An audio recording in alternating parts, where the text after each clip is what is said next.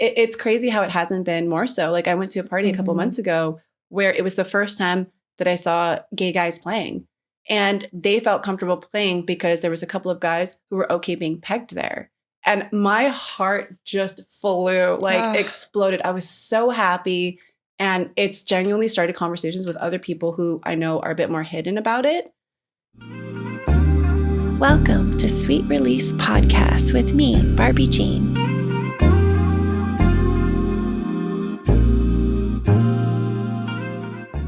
Hi, sweets. Welcome back. I'm Barbie Jean, your host. And today on Sweet Release, we are always here to empower you, to educate you, to inspire you, to welcome the sweet releases and your beautiful erotic authenticity, whatever that is for you.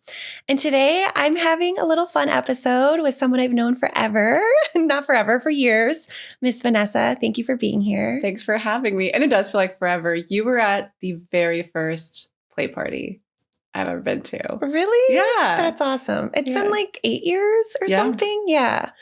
And I feel like there's been so much that's shifted with both of us in the community.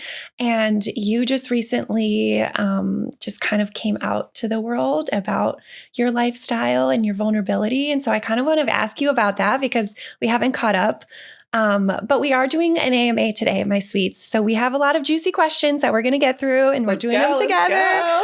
But first, I remember asking you, we were on like a morning beach walk and I remember asking you if you wanted to be on my podcast. And this was like when I first launched and you just weren't ready yet, but now you're ready. It's funny because I was at first and I was just like, yeah, let's do it. I was looking at the questions and then like some things happened to come up from a scheduling perspective. And I was like, okay, maybe this is a sign I'm not ready to like fully come out yet. So you were top of mind where I was like, okay, I'm out. Barbie, hi. But you were also just recently on, and I have my Playboy shirt from 1991 on that I'm wearing today for you because you were just featured in Playboy. I was. Could you tell us about that a little? Yeah, that was super exciting. Like having the opportunity to be in Playboy as like a marketing director for Lovely Fates. It was angled towards sex positivity and the lifestyle and everything that we've sort of been experiencing for the last 8 years. So it was really great to be able to be the face and advocate on behalf of Lovely Fates, showing people that like it is a community-based platform for people to safely experience like everything that you tell your sweets about and just another opportunity to shed light on kind of our lifestyle. And we're just regular everyday people who explore our curiosities.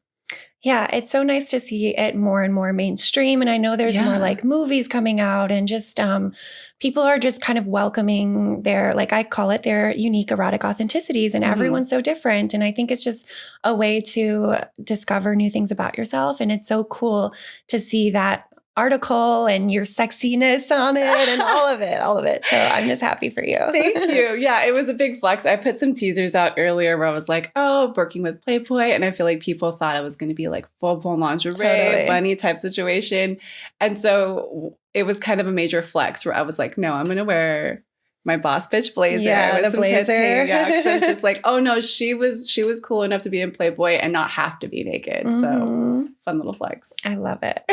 Did you feel, because I know for me, like coming out publicly in this space can be kind of intense, even like with your family. Has it been like a roller coaster of emotions or? Well, it was definitely liberating. I think it might have been a little bit easier for me because I'm already such like a bit of a wild child and like very adventurous and outgoing like among my friends and my followers and stuff like that. So I don't think it was that much of a stretch.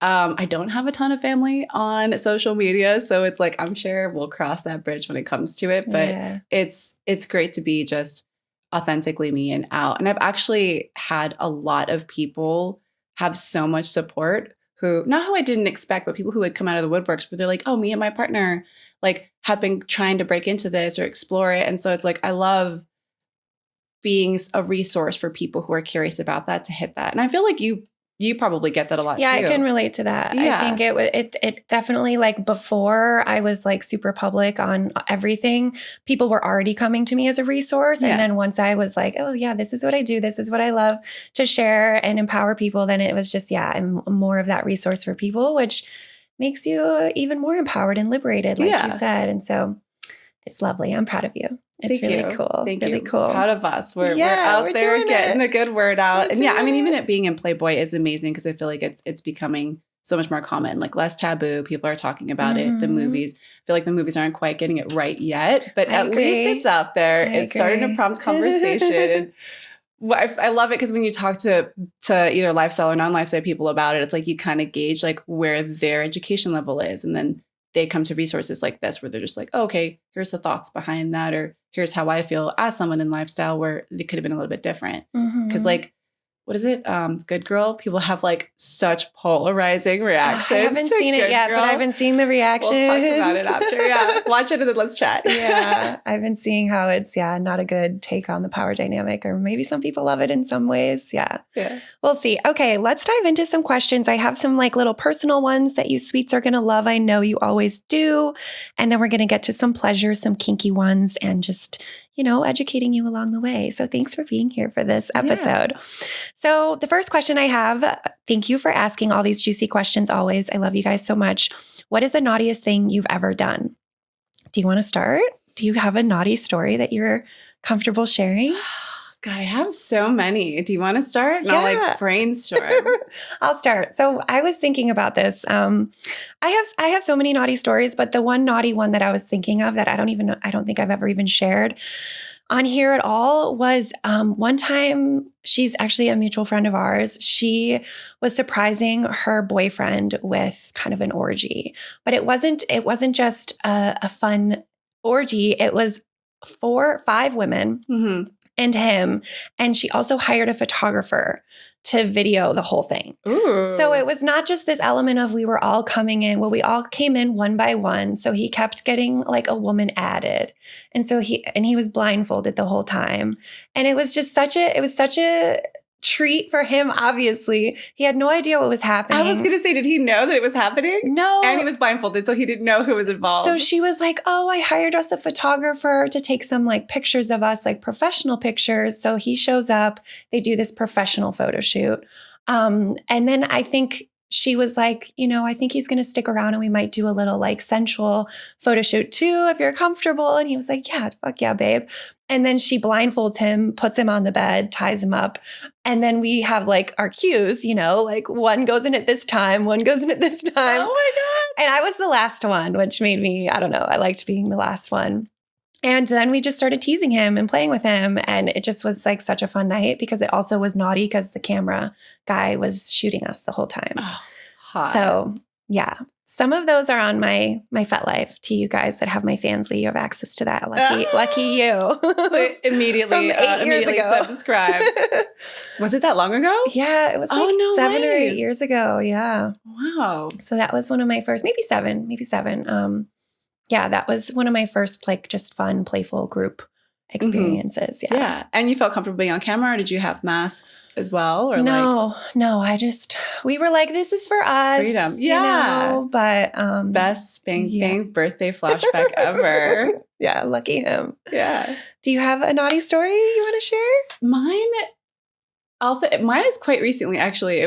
Let's do one that's also birthday related, just because that kind of pinged to my mind. So a friend of mine, this was within the last month. It was his birthday, and he hits me up day of, and he was like, "Hey, for those of you who don't know, like I'm very bisexual, and I use a strap-on for both women and men," and he knows that. And so this was the first time that we were going to play together because we had tried a couple of times from that strap-way to do it. And so he hits me up on the day of his birthday. He's like, "Hey," and he's partnered.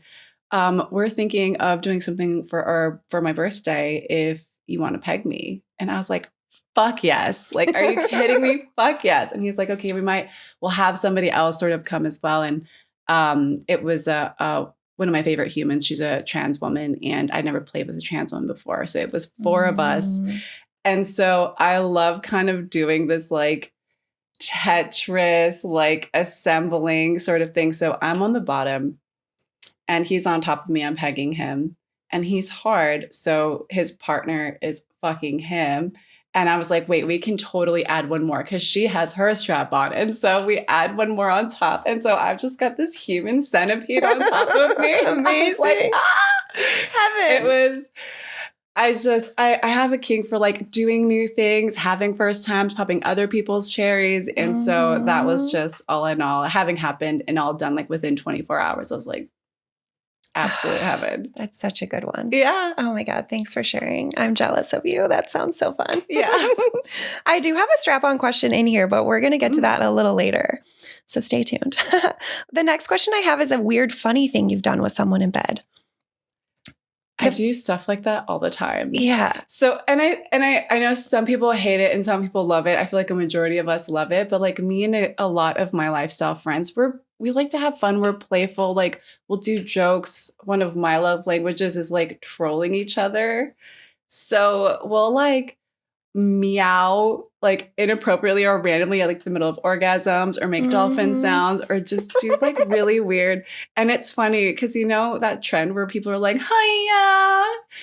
I don't know that, but me and one of like my closest girlfriends from like across the room, if we just see each other doing something like fun and kinky and hot, we'll just be like, hiya, and like just shout from across the room. And yes, I don't know if it's anything super hilarious, but like constantly joking around with each other like that, like as one of us is orgasming just to start cracking up. And I think that's funny. I have fun with that. I know who does and I know who doesn't. Or I quickly learn who is not okay with Who's not into the hilarious laughter all of a sudden. Yeah, I mean, we're playing. Yeah, so it's a part of it. I feel like that giggliness is very common when you're even like talking about sex. Like sometimes I get really giggly. Yeah. So I think like adding that in the bedroom is like, you have to be weird. You have to just welcome that.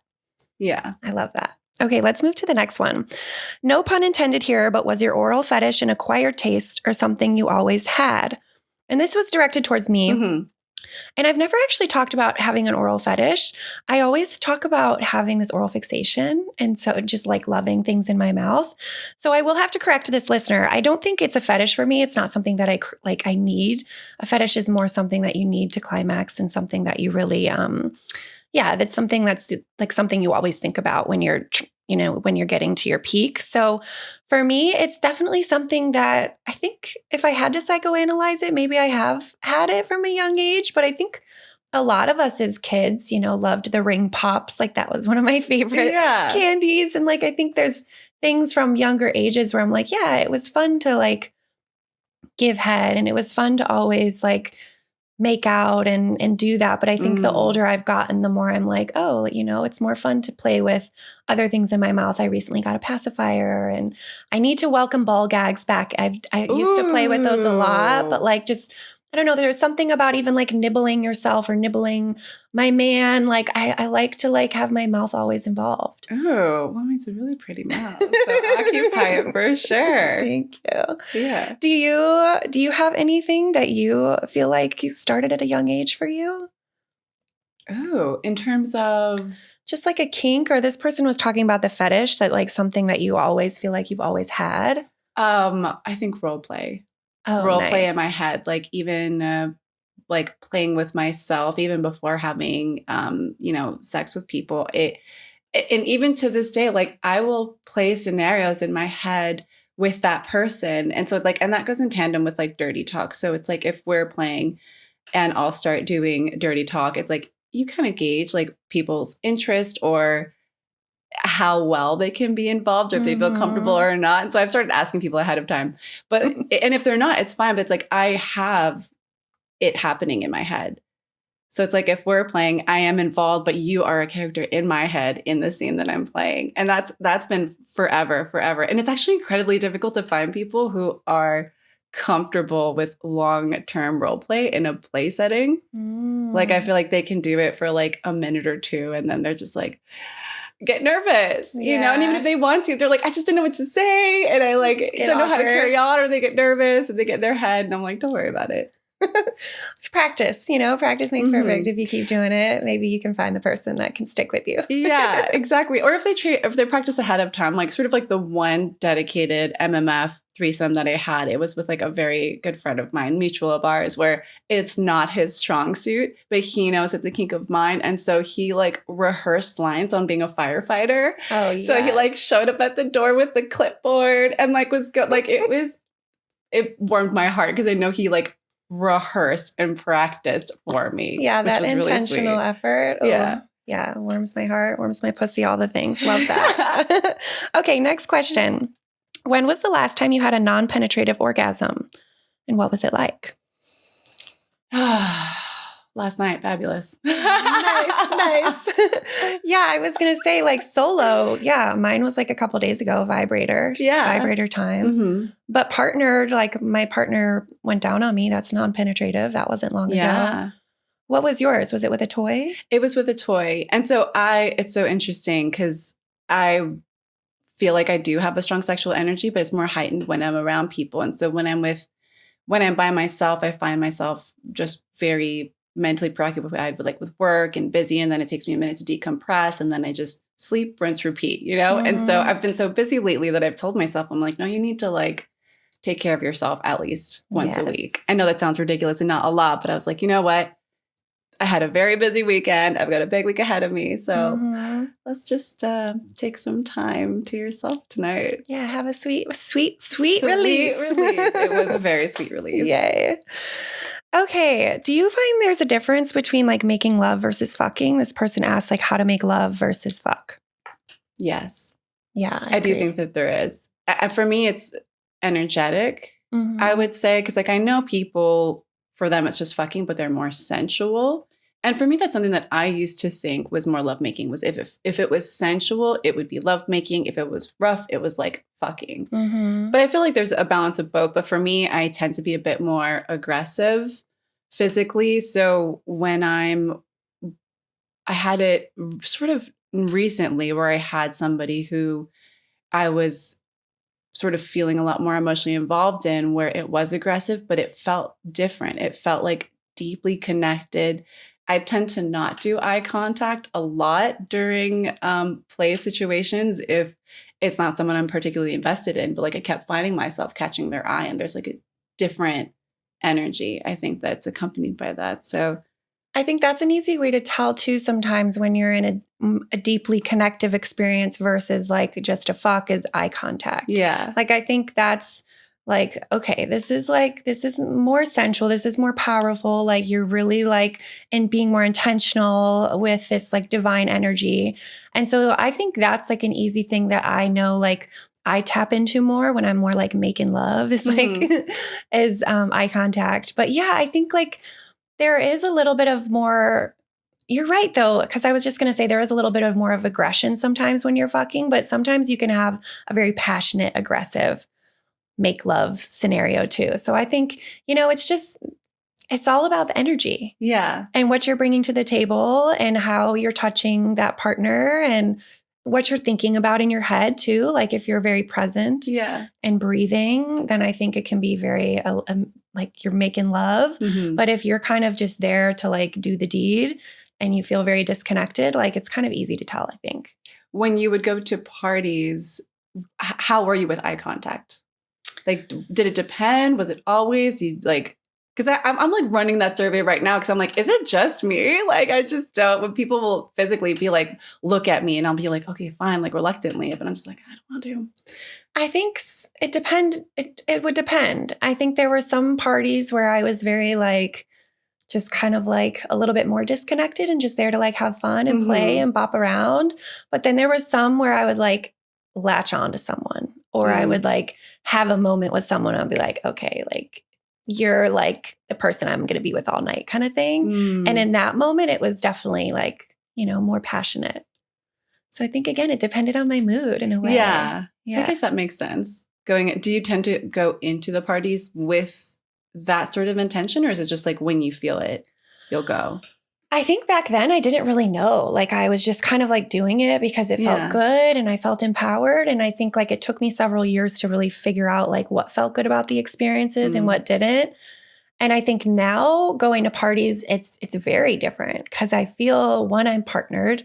But I was partnered in the past too, but it just feels, I don't know, it feels like my sex now is more intentional and more sacred. And I think it's a little bit more like spiritual to me in a way.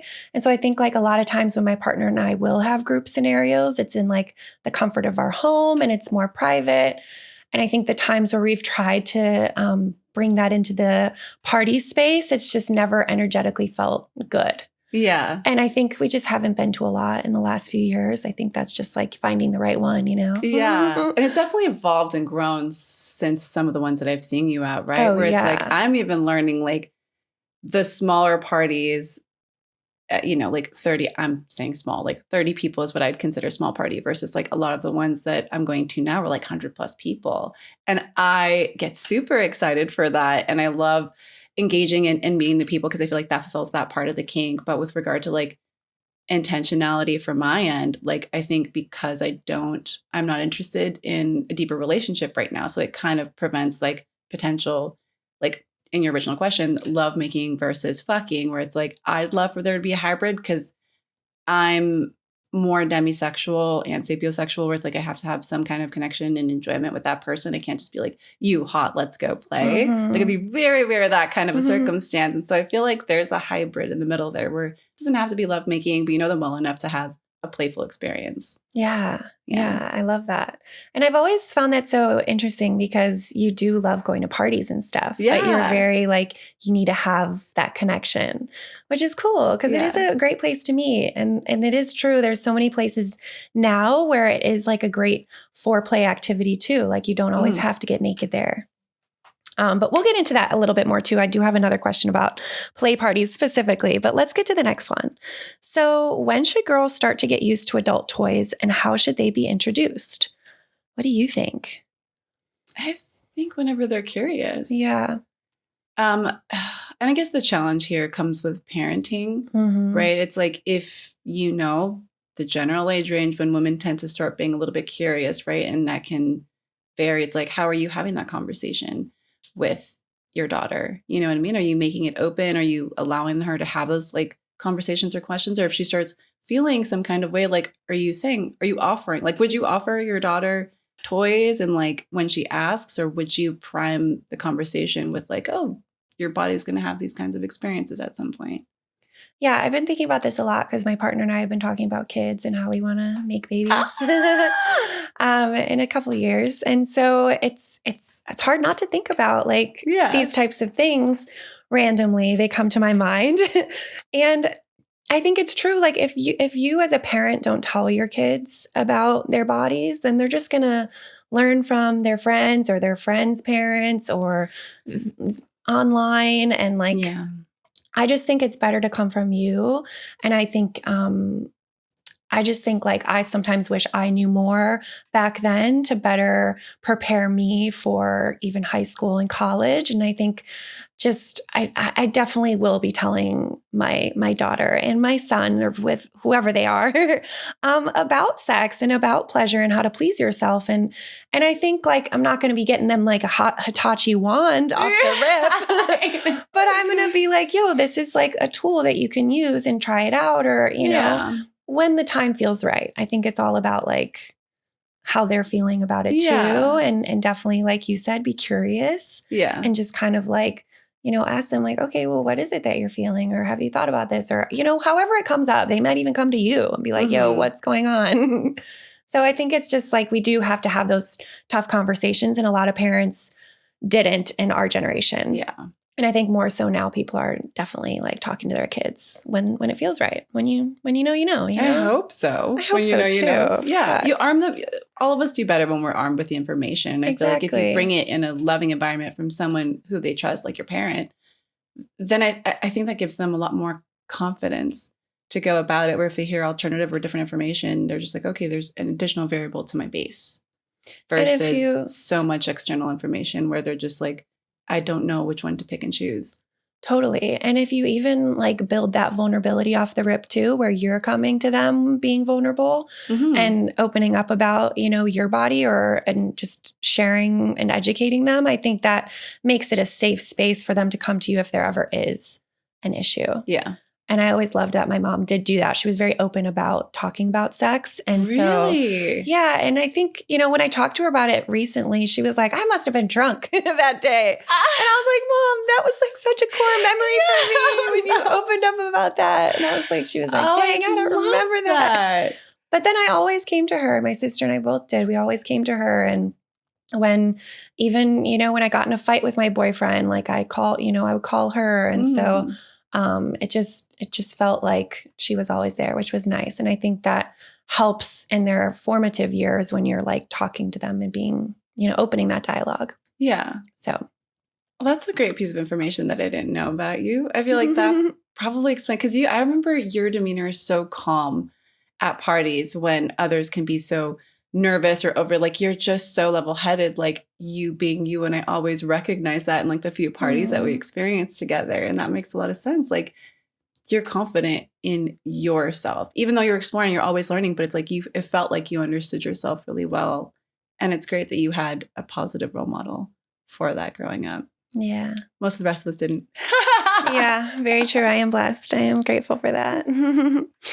Okay, let's move to the next one. Where am I here? Okay. Is a nap ever needed after a sweet release for you? And if so, how often? Also, opinions on consensual somnophilia. I think I said that right. Okay, that's a loaded question.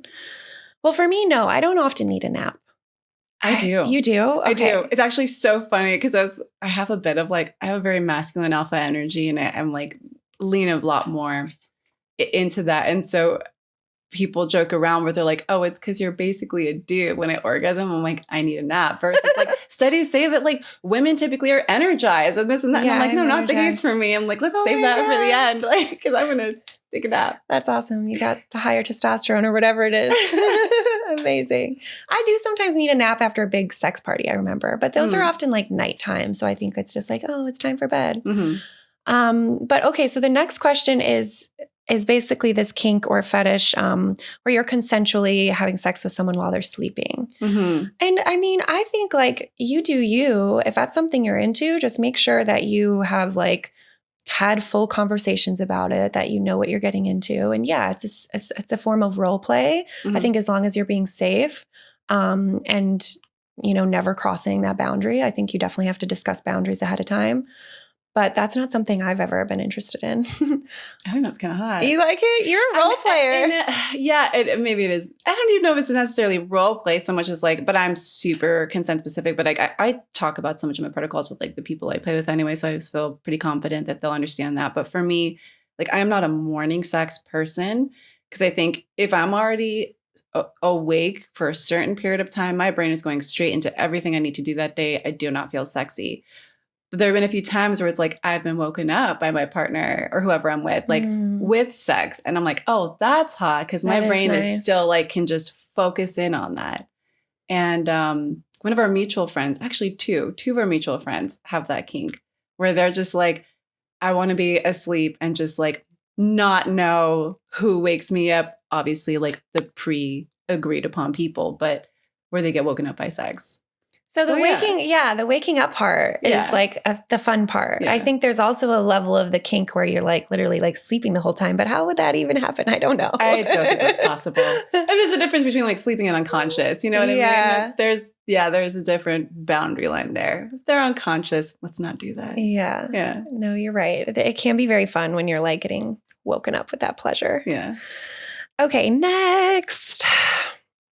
I'm currently listening to an audiobook version of Secret Garden by Nancy Friday. What's the most not safe for work fantasy you have found yourself thinking of while in sexual joy that had you going, what the fuck afterwards? Okay.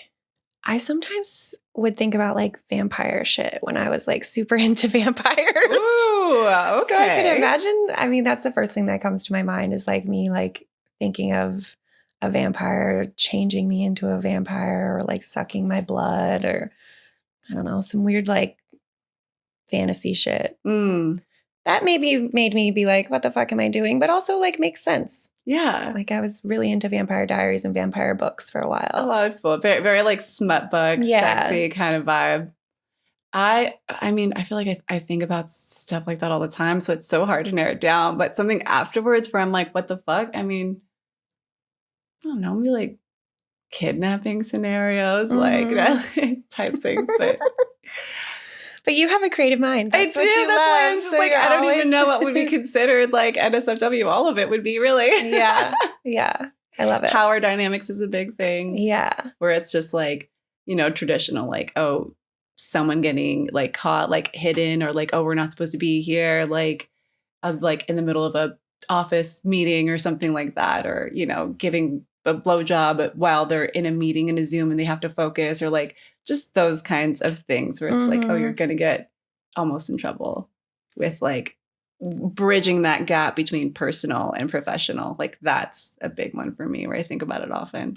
Well, because you're such a professional woman. So I feel like you can imagine that fantasy playing out a lot during your day. Yeah. I love it. Okay, let's go to the next one. I have some kinky ones, I think, coming up.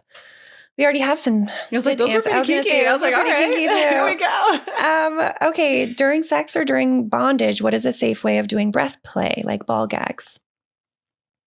The ball gags that I have holes in them. Yeah, they always do, I feel. Yeah, so some don't. Oh, really? Some don't. Some do. Maybe it depends on how core you want to be. I guess but I've always had the holy I'll test ones. it out. I'll like be like, okay, is it working? Like the one I have has holes in it. I even got the ones with like the extra big holes just in case, because it's the male subs who really love those ones. Yeah. I love that. Yeah, you and your dom energy. I love it. It's fun. I love picturing it. Yeah, I think, what was this? I guess like if you're like during bondage or during sex, like the safe way always is like discussing your safe words, obviously, ahead of time. And maybe it's not a safe word since you have a ball gag in your mouth. It could be emotion. It could be like a tap of your hand or whatever.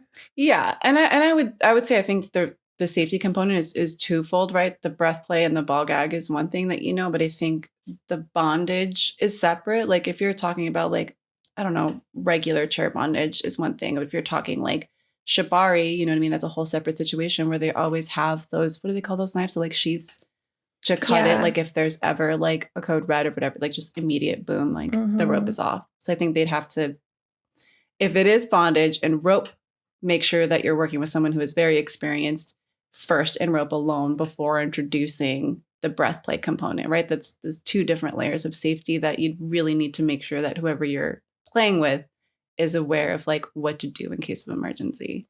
Yeah, that's a good point. Like make sure that you shears, that's what they're called, little shears. Yeah, make sure you're comfortable with your partner if you're exploring bondage initially before you move into the breath play. And I think an easy thing for me to explore breath play, I think the first time I started doing it was when I had like a dick in my mouth. Like I would hold my breath and I would just like play with how that feels and how my body reacts. And so I think there's ways in your solo practice that you can kind of explore breath play before you do it partnered first. Yeah. That might make you feel more confident and comfortable in like your boundaries and stuff. That's something that I actually has started to become part of consent speeches at parties is to a degree the breath play. But like in the example you just gave, like when you're deep throating somebody and sometimes people will hold it or go harder without asking that person ahead of time. Like it doesn't matter how kinky everything's going, but you have no idea where they stand with breath play, and it does fall in that category. And so talking about that ahead of time too, even if it's one-on-one, like how comfortable are you doing that and for how long? And like, what is your sort of emergency backup? Because it's such a normal porno thing for people to see that they don't think about asking about that and talking about it ahead of time. But it could be a big turnoff for people. Yeah, that's a huge turnoff for me if you like hold me on you and I'm not ready for it. Yeah. So I think that's great that parties are doing that. Yeah. I love that. Okay. Next, let's get back in here. Okay. Can you describe in detail? Oh, this is a good segue. Can you describe in detail what a typical play party is like? I've seen some videos on sites and it looks like a typical club/house party, but with people screwing here, there, and everywhere. They've definitely changed in the last 8 years we've been in it. But you are what are you, the director of one? So do you want to take the reins? That's what I was going to say. I was like, it varies between parties, right? And so I'm the marketing director for Lovely Fate, which is a sex positive club here in LA, and they host it once monthly. And so, it's usually theme oriented. It's like we have a screening process first before we admit people to make sure that they're like lifestyle aware, friendly, or vetted, or just willing to be a part of the community in a positive way. And then you enter the space. There's like a check-in ID. They do STI testing, wristbands as well. If it's your first time, you go to orientation. So they have an orientation where they sort of talk about the rules and the protocols and things which have already been sent via email, which are discussed in like the phone conversation that we have with people before we approve them. So that part of it is, from a safety standpoint, sort of done really front loaded ahead of time and then on site. And then you have a social hour. And this happens at private parties too, where it's like, there's a social hour and there's an area where it's like, there's a DJ, there's tons of games and, what's the word I'm looking for? Kind of like activations. Try-its. Yeah. There's tons of like try-its and activations where people can like meet. Like there's a lock and key to like, okay, you have to find someone and you get like, we have like a huge box of like prizes that we'll give people if like they match the lock and key, which is like almost everybody at some point in the night. But it helps encourage conversation with you to like go and meet people. There's like a kinky connection station where you can go and they do like exercises for like couples who are curious to meet other couples, things to ask, things to say. And so there's a lot that they do to sort of arm them because Lovely Fate is a very first touch point for a lot of people who are curious. It's searchable, it's public. And so almost every event I'd say is about 40 to 50% completely new people. And so obviously that fades into like my personal kink too. I'm just like, how do I guide you into this world? Like I love it so much. And I just want to make everyone's fantasies come true. And like, I even describe it as like a lifestyle social because it's not like a hardcore play situation. Like there's different playrooms, but again, I think because there's so many new people, it's kind of a hybrid and play tends to happen after all of the shows. There's really well curated shows to be talking points and things for people to experience. And then people go off and play. Although I will say I've been seeing play happen more and more at these parties, which makes me super excited because it tells me that people are comfortable. Yeah. I've seen people go there from like, this is my first time, this is my second time. Like, oh, I've been coming for years. And so it's nice to kind of see that growth. That variety. Mm-hmm. And then private play parties. Well, let's talk about your experience because I feel like it's so different now. What was your experience with play parties from a public or private standpoint? Well, I feel like in the first like party I ever went to was like a BDSM dungeon club. And that one wasn't very sexy. Like it was just kind of like mattresses on the floor and it just wasn't very cozy. Just not my vibe, like it was the vibe for some people. I still had a good time. My first house party, like then it's like, okay, now I'm starting to feel like the vibe. Like there's music, there's like lights and it's like, okay, there's toys. It's like also there's still some like BDSM stuff. And so I feel like from the beginning, I was like, okay, play parties are just a place for you to like explore and try new things. But I think like in the last few years, they've just gotten more like of a production, which I love. I think like there were some of those back when I started and there was like hotel takeover weekends and things like that I never even really did. So I think in the last few years, I've just like explored more of the bigger production value. And I like that because I think like we were talking about before, when you have more people there, it just kind of makes you feel like you can try different things. You don't feel as much pressure, maybe. I think a lot of house parties, it's like when I started going, like everyone's playing, And so I think, but that was, I don't know, that was the vibe. And that's what I wanted. How many people would those parties be, would you say? Sometimes there was 10 people parties. Sometimes there were 20, 30 people. Okay. Then maybe like a holiday party would be like 40 or 50. But yeah, I think like, again, they're so different. Maybe what you were seeing to you listener, like they sometimes are just like house parties where there's food and there's snacks and there's music. Sometimes and then like potluck style. Yeah. And then there's people fucking like that is famous meatballs at the end of the night. So I think there is a level of like, yo, if you're in this space and if you feel like empowered and have a bunch of friends that are also in this space, then you have a party. And then sometimes it's like after this certain time, just so play is going to start. Yeah. And it's kind of a free for all. Well, I would say all of the community leaders, and except for one, it's a similar format even to the public ones, right? Where it's like you come in a certain time, there's a close up, there's a doors closed time. And the reason that is so important is because we want you to experience the social hour and get to know all of these people, right? Because the ones I go to are probably at least 50 plus people and maybe at least half new, half not, which is kind of the fun of it. So you come to the social hour, and then for almost every single party, we'll have a consent speech. And that's sort of like the kickoff to play. So we just do like, spend a good like 5 to 10 minutes just going over the rules, regardless how many times we've heard it. We'll emphasize everything again, and then people get the green light to go off and play and do their thing. So I love it. I love it because it's kind of like a gong, you know what I mean? Where it's just like, all right, now go play. And everyone runs. And the very first time I went to one of these really popular parties in the Hollywood Hills, and I'm normally like a fire starter, right? Where it's like, if I see, again, my kink is getting people to hit their fantasies. If I see you vibing with somebody and like, I know one of them is too shy, I'll just be like, oh, and I'll like find a way to facilitate it for you. And I'll be like, go, go, go. And so I'm like a little fire starter. This one in the Hollywood Hills was the very first time. Didn't have to do that. After the consent speech, there was like this massive bed, like, I don't know, 4 huge Alaskan kings put together, completely filled within like 10 minutes with everyone going to town. And I was never seen that before. And I was like, what is this new world?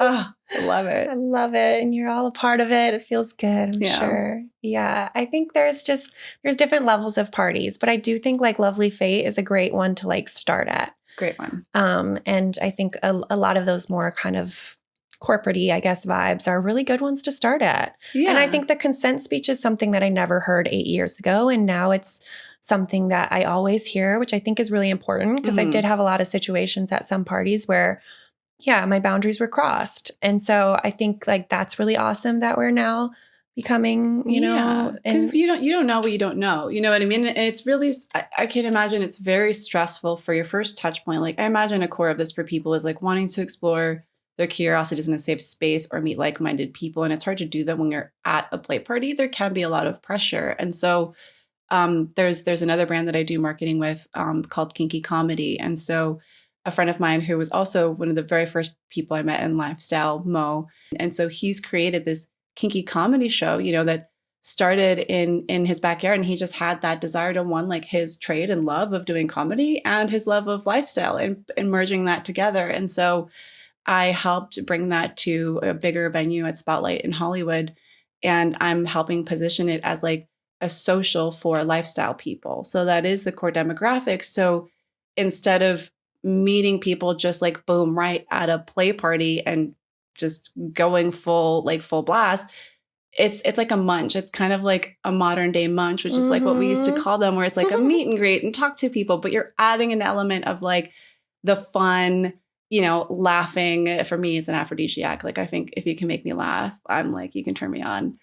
Totally. And so it's like having that. And then we have like a social hour. So I've tied that into it where I'm like, they didn't necessarily have that before. And so I went from comedy to a social hour so that everyone can kind of, you know, get to know each other. And if like they have questions, they already know the key players or to ask like, okay, like, how did you get into this? Or we're curious about it. And from there you can go to like to get invited to private parties or to get invited to Lovely Fate and just be armed with more awareness where, you know, as a couple or even as a single, it can seem stressful and threatening to approach someone to talk about it. But if you know that like 80% of the people who are attending this event are lifestyle friendly, you're just like, okay, I'm going to ask all my weird ass questions and no one's going to judge me. Yeah, it's a good first place to do it. Yeah, Kinky Comedy has been on my list. I even had tickets. Come. I know. I was so bummed. I had tickets to the one and then the fires happened and I was too overwhelmed. But my schedule, you know, my schedule is just opposite. So busy girl. I'm a busy girl. Boss babe. But those are great advice, I think, too, to my sweets that live in LA. Like these are great places for you to mingle and meet people. And then you come more armored up and ready for the big event, if that's what you were trying to do, you know? Yeah. Yeah. I love it. Thanks for sharing all that. Okay. I think I have a few more. Let's see where we're at. So when you fuck a girl with a strap on, do you feel anything in your pussy? Is it mostly a mental kind of stimulation?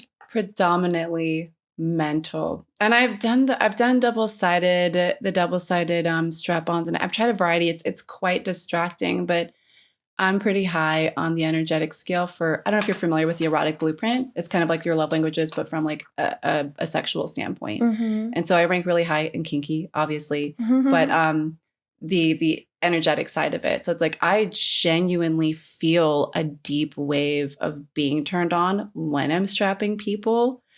And I've also experimented maybe 2 or 3 times where it's like I'm getting fucked while I'm fucking someone with the strap on. So it's like fun. It's interesting because that's different. That's different for me where it feels again, I think it's the energy side of it. I love that energy side of things versus just like having another dildo in me while I'm fucking you. It doesn't have the same effect. And I'm like, I don't like it. It's distracting. I'd rather just forward facing and be stimulated in energy or other ways. I feel like that's how I felt when I tried like DP for the first time. Like it was just like too distracting. You know what I mean? That just made me think of that. But no, for me, actually, I have a double-sided one that I got recently. And I've only used it once, and it was on the previous girl we were dating or just seeing for a little while. So it's been a while, but I did feel it, obviously, because it was like kind of, it was obviously like a bit smaller on my end, but just like still like as you're penetrating, like it's still, you know, it's juicing up my insides as well. Oh, yeah. I think in previous times where I have fucked with the strap-on, sometimes even like energetically, it's getting like that, you know, obviously our brain is our biggest sex organ. So there's still some sort of kind of like energy that you can build in your body and make you feel, you know, aroused and stuff. And I have been trying to play around more with those energetic orgasms, and I just haven't had one yet. But I think like there is a level of, it's obviously stimulating not just your mind, but your body too, in a way, depending on the angles and all that. Or I guess even like so far as say, depending on which of the three holes is your favorite, really? Like what is your strongest orgasm? Is it clit? Is it vaginal? Is it anal? Gosh, I haven't had an anal orgasm in a long time. I think probably I like the blended where it's clit and vaginal. Yeah. So I like them at the same time. I mean, that's my strongest. Add in the anal, that would probably be a triple, quad. Oh, I've had those in my God. It's an absolute, what's just out of body experience. Yeah. Yeah. And I feel like the anal ones for me, and again, I actually haven't done it in a very long time, but it's really left that memory, was just like so intense and happens so frequently. Like I don't even have to think about it versus like, I think the clitoral orgasm is the one that's like also really strong for me, but obviously like takes work. There's a lot of action that needs to happen. The vaginal orgasm is probably like the least for me. Like it's a smaller like wave of intensity, but it's not very strong. So maybe that's why like the double-sided strap-on, it's not as stimulating for me. Maybe if there's a way, because there have been times where like when the person's on top and it rubs me in a way where it is rubbing my clit and it feels fantastic. Yeah, I was thinking about that too. That always feels and I thought good. There's like those attachments where it's like it can vibrate, but I'm just like worried it would like just be bashing into me. So it's like no, probably not very conducive. Some experimenting needs to be done, but so play around with that. Yeah, the clit was the first orgasm that I ever had, and I feel like that is probably, the most powerful one and the one that lasts the longest too. That's why I always like to tie it into having it at the same time. It's like a vaginal one, because then it just like makes it, so good.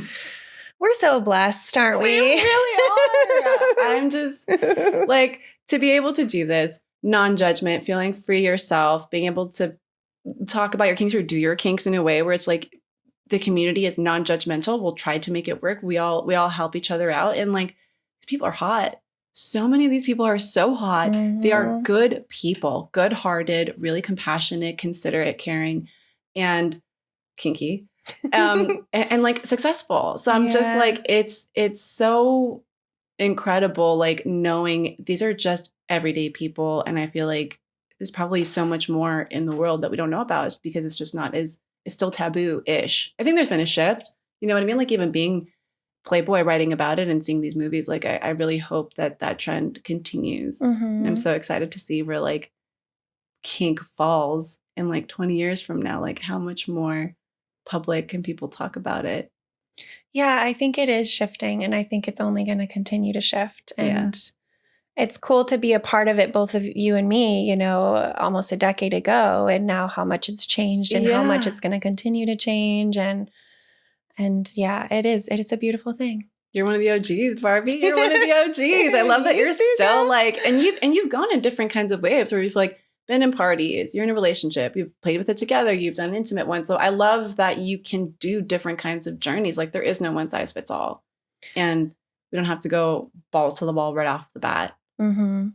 I think that's what I did. And then I was like, whoa. Like head first and all in was kind of intense for me. So I think that's why I'm trying to teach people is like, baby steps and boundaries and learning what you like, learning what is authentic to you and what feels the best and really just like communicating and being vulnerable and opening up about all of it. Yeah. And it's only going to make you feel better and love yourself better. And so particularly with yourself too, right? Because I think something that I did that was sort of detrimental to me going into this and then seeing other people, and I've made it like my personal mission to like create like a girls crew and like just that and really sort of band together. And that is like I felt, and tell me if you had this experience too, it's like you're going into this and you feel like you have to do it right. So like I felt like such an air of needing to be perfect where I'm like, I don't feel jealousy. I have to always be cool. Nothing bothers me. And like that stuff would just be buried and it would be hard. And I'm like, no, it is. So I love that it's so much more a part of the conversation now with the community where it's just like, oh, wow, that was kind of tough. Like just in a regular conversation with friends. And we're like, oh, we're all empathetic. We all hold space. Like you're comfortable talking about it. You feel heard. And like everyone knows you can't be fucking perfect in this. There are going to be ups and downs a decade later still. It always will be. So it's realizing the humanness of that, like monogamous, not monogamous. It's the exact same thing. You just have to communicate a lot more. Very true. And that was so well said. I think that's like, it was so telling for me in kind of hindsight, analyzing my first open relationship, because that was me. I was trying to be cool with everything. And inside it was eating at me. And I was just like putting on this front. And then that was just destroying our relationship because it was, it was just eating me alive. And so I think like really just creating this space, like you said, where you can have these conversations and really talk about your feelings and talk about what's worked for you just makes the whole experience for people easier, because then they're willing to be like, oh, okay. So for you, you've done this poly thing, but you can do this thing with boundaries and like, okay, maybe I'm somewhere in the middle, or like maybe I am over here. And it's just like, we're all so different. Yeah. And that's what makes it so magical. Yeah. Yay. Okay, let's see if we can get in a couple more questions. I think I only have a few left anyways. So, okay. What does it actually mean to be heteroflexible to you? I'm a straight man, but I'm turned on by the idea of getting bent over and fucked by a man with a woman watching. That being said, I don't really consider myself to be bi. What gives? You want to take that one? Yeah. I have a ton of thoughts, but go for it. I have a ton of thoughts too. I mean, I will say, I have had some guests on here who do consider themselves like homosexual, for an example, but he is completely comfortable with fucking women. So I think, like, again, it's your own boundaries, it's your own values. But if you feel like you can only ever fall in love with certain gender or a certain type of person, that doesn't mean that you can't fuck different types of people, in my opinion. So I think for this person that thinks maybe he's heteroflexible, I think, yeah, there's a chance maybe you are a little bit more flexible because you're curious about getting fucked. And by the way, that sounds really sexy. Thank you for sharing. Yeah. I remember starting off my FetLife account and I had heteroflexible for a little while because I was like, what am I? I don't know. And that was like an option. And I was like, okay, yeah, I've only dated men, but I feel like I've had interactions with women. And then after like a couple weeks, I was like, no, I'm bi. Like, I was like, I am definitely bi. But it's like, this is kind of like a stepping stone for people, I think, in a way. Yeah. It's like, oh, maybe I'm heteroflexible. And then when you become more empowered in your desires and what you like, then you can be like, oh, maybe I'm a little queer. Or maybe I actually am hetero and I'm just comfortable with my sexuality and comfortable with fucking. What do you think? I love the incorporation of queer in there. And I think for the person who asked that question, like, I don't think you have to be bi in order to have those thoughts, right? And I think maybe exploring that and being like, is it not being in control that you enjoy, right? Well, one, that's your G-spot. Like, let's not deny that, guys. All of you should explore ass play. Trust me, it's phenomenal. Especially when but I have two sort of male subs that I think of that came to mind when that question came up, where they're not particularly attracted to men, but they're completely fine being deep-throated and pegged by guys. Mm-hmm. So I don't think it has to be so black and white. I think it can fall in that heteroflexible category where it's like, just because you enjoy that doesn't mean you have to be bi, but there's some element of it for you that is turning you on, and just maybe explore more and see what that is. Is it, and I'll say with the subs that I've topped before who are male, a lot of them have been in power positions, right? They've been a CFO. They're constantly making decisions every single day. And so maybe what's turning them on is just the thought of like turning off. Yeah. Somebody else taking the reins. You know what I mean? It can be very exhausting. So different elements. Explore more. Be curious. Explore. And if you are bi, that's also okay, because we think it's hot as fuck. Because you got two sexy bi ladies right here. Yeah, you do. Yeah, you do. Welcome it. It's a lot tougher for men. I know they have it a little tougher to welcome that bisexuality, but I think that is also shifting. Mm-hmm. And I love that. Oh, I am so excited for that. I'm on a personal mission to make these parties more queer. And it's crazy how it hasn't been more so. Like, I went to a party a couple months ago where it was the first time that I saw gay guys playing, and they felt comfortable playing because there was a couple of guys who were okay being pegged there. And my heart just flew, exploded. I was so happy.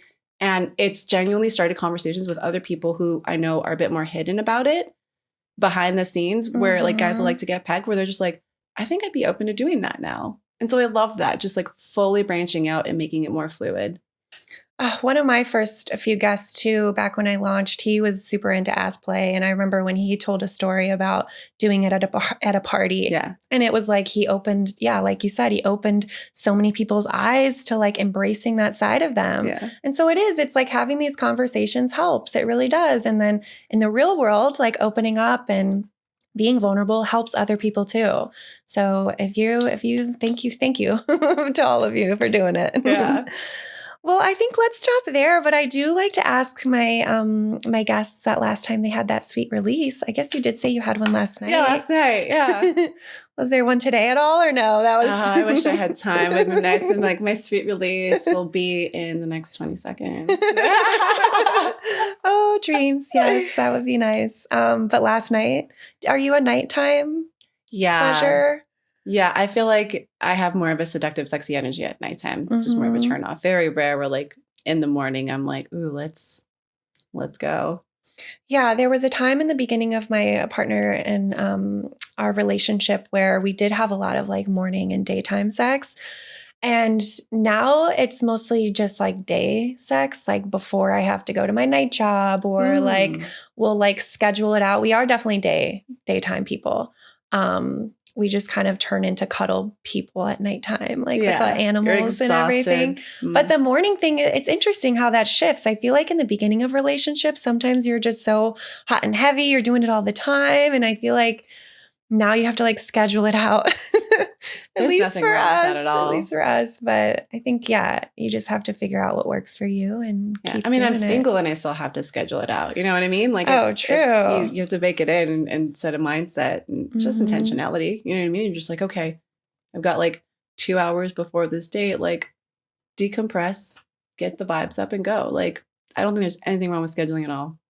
Yeah, I agree. Yeah, and a sweet release before a date was something I always used to do. Really? Yeah, just to get me in the mood, you know? Oh, how interesting. I'm the opposite. I feel like I don't want to, because then that like just like radiates through me and like adds to like the sexiness and the flirting and those like banter vibes. It's kind of edging yourself in a way, you know, like building that tension. Oh, I hate edging, but I guess so. I think I use it as like an energy source. Yeah, that makes sense. That makes sense. Love it.